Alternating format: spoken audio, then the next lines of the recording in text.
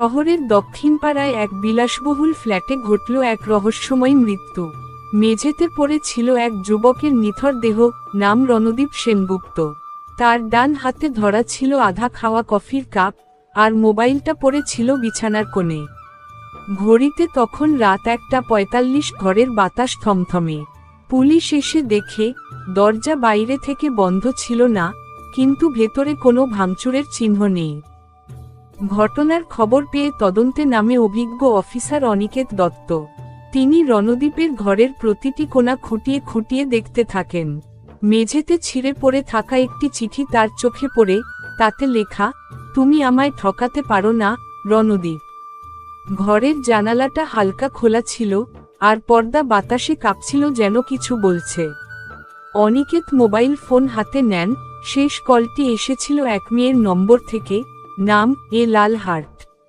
তদন্তে উঠে আসে 3 জন সম্ভাব্য সন্দেহভাজন।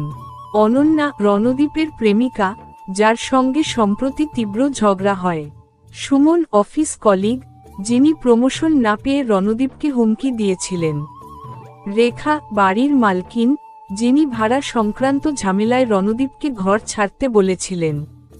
3 জনই তাদের নির্দোষ দাবি করলেও প্রত্যেকের অ্যালিবাই ছিল ভাঙা ও অস্পষ্ট। অনিকেত চিঠির হ্যান্ডরাইটিং বিশেষজ্ঞ ডিপার্টমেন্টে পাঠান। সেই লেখা মিলে যায় অনন্যার ডায়েরির পাতার লেখার সঙ্গে। তবে চিঠির ভাষা ছিল রাগান্বিত, আক্রোশে ভরা, হত্যার ইঙ্গিতও থাকতে পারে। অনিকেত অনন্যাকে জিজ্ঞাসাবাদে নেন। সে দাবি করে, আমি ওকে ভালোবাসতাম, কিন্তু শেষ কিছুদিন ও অনেক পাল্টে গিয়েছিল। তবে সন্দেহ ঘনীভূত হয়, কারণ চিঠিটি মৃত্যুর আগের রাতেই লেখা হয়েছে। বাড়ির পাশের একটি এটিএম বুথের সিসিটিভি ক্যামেরা ঘেঁটে পাওয়া যায় এক চমকপ্রদ তথ্য। রাত 1:37 এক মুখ ঢাকা ব্যক্তি রণদীপের ফ্ল্যাটে ঢুকতে দেখা যায়। ব্যক্তির চেহারা বোঝা না গেলেও গায়ের গঠন এবং হাঁটার ভঙ্গি ছিল খুব পরিচিত কারো মতো। অনিকেত তখনই সন্দেহ করেন, এটি কি তবে রণদীপের সহকর্মী সুমন? সিসিটিভি ফুটেজ দেখা যায়, সে একটি ব্যাগ হাতে নিয়ে ঢুকছে এবং মিনিট 10 পরেই বেরিয়ে যাচ্ছে। অনিকেত সুমনের অফিস কম্পিউটার পরীক্ষা করে একটি ব্ল্যাকমেল ইমেইল খুঁজে পান।